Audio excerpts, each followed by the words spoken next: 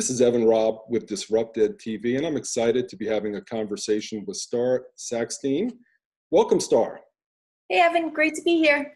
Real excited to have a conversation with you today. To our viewing audience, I'd like to share a little bit about Starr. Starr is Director of Humanities in West Hempstead District in New York. And of course, Starr is talking to me today from New York.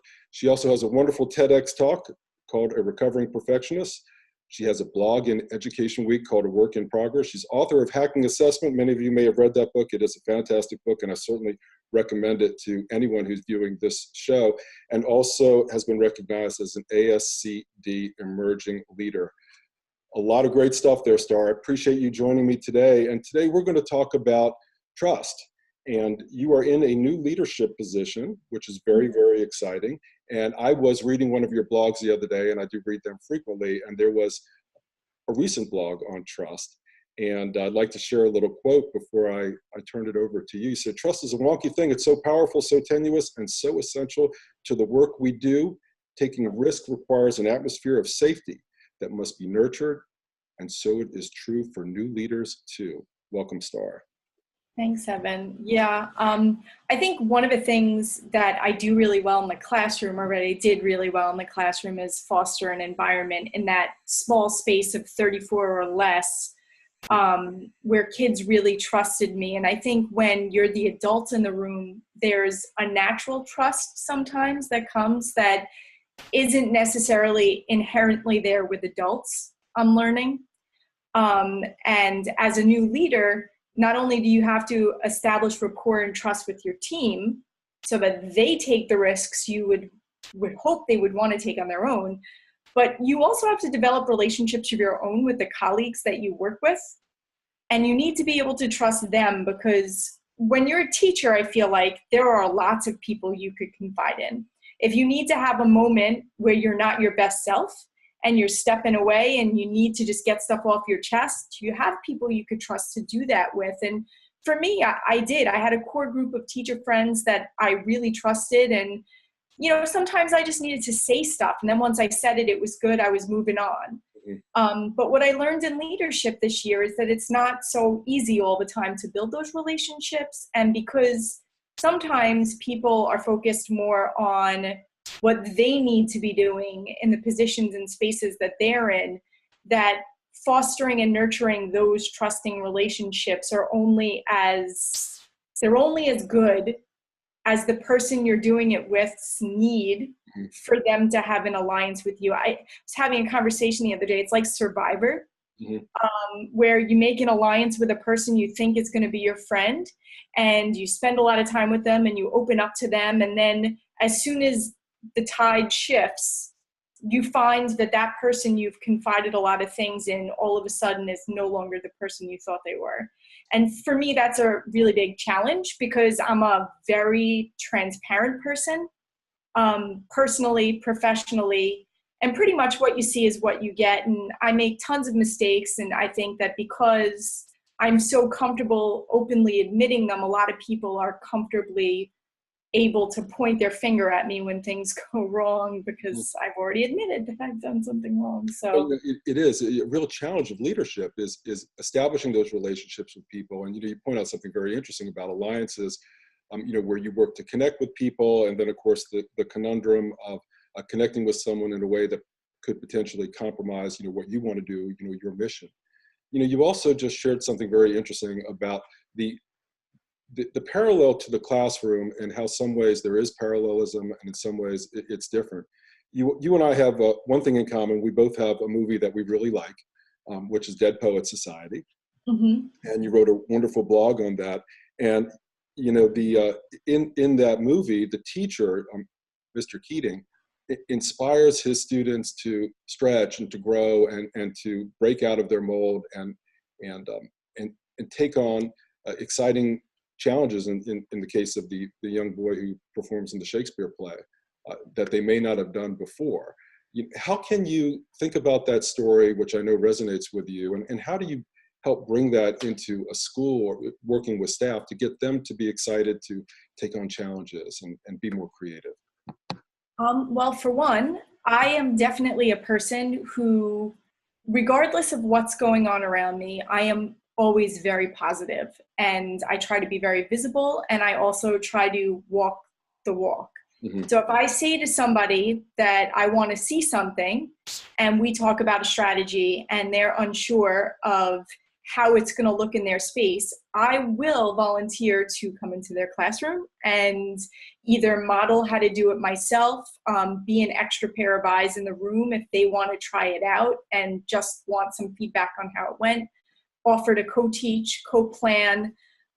Some of my favorite experiences this year were with teachers who saw something that I posted on Twitter and was like, oh wow, that looks interesting. What would that look like in my space? And I kind of geek out as soon as I get that direct message from somebody on my team, and I'm like, oh, you want to try it? When do you want to meet? And I try to go to them. I try to make it super convenient for them, and to show them that I'm really on their side. I'm not invested in making them look bad in any way. I'm invested in making sure all of our kids get what they need. And if that means that I need to put myself out there a little bit more so that they could feel safe putting their self out there, that's what we have to do. And I think that passion then kind of carries through after the fact. I would guess, and of course, this is your first year, but, doing something like volunteering to go into a classroom and helping a teacher with an instructional strategy, if that is the cultural norm, then that can happen somewhat seamlessly. If it is different, people can respond to that kind of request from the director in different ways. From, wow, I'm excited that you're going to help me, or, oh, you're going to be scrutinizing my instruction. So Mm-hmm. I'm guessing that this has been a positive experience for you, because it gets people talking, and once they say, hey, she's here to help me and she's here to support me, other people become interested also, and then suddenly more people want to receive that invitation. I think it was shock and awe at first Mm-hmm. when I actually offered to do it and then showed up to do it.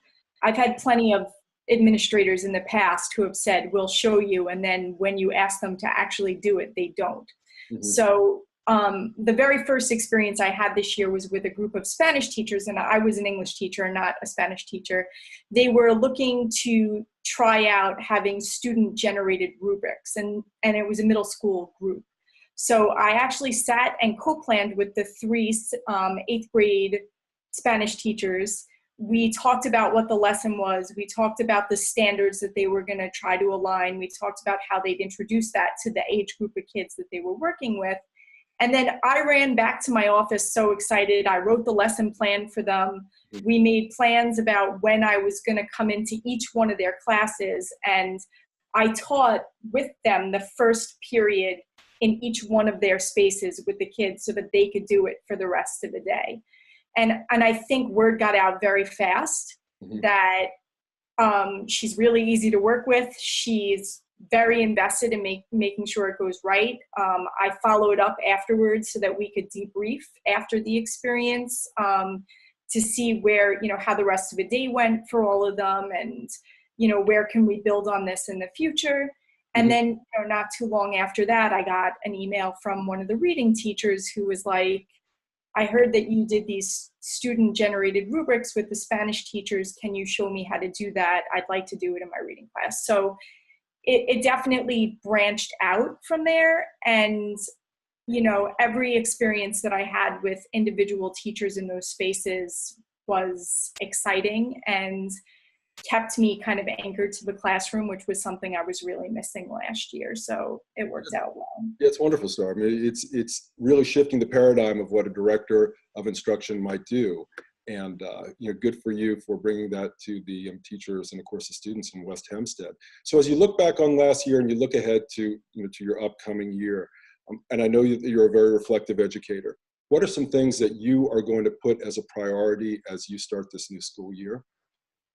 That's definitely, that's the big question.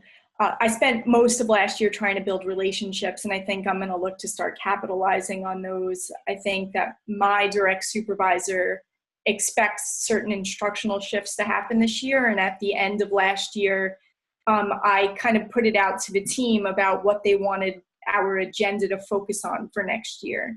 And they chose project-based learning and technology integration. So what I need to do is make sure, A, that I don't exceed anything beyond those two things, and build it into the bigger picture, which is interdisciplinary learning in our humanities department.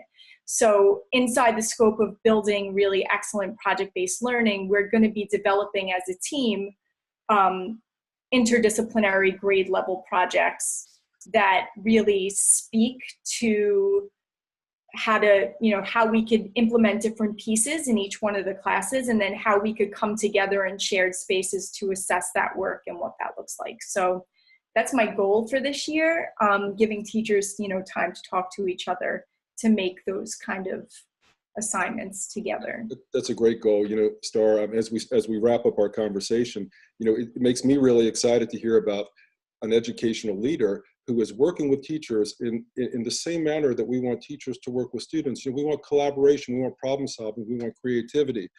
Kids don't like to be told what to do, and teachers don't either.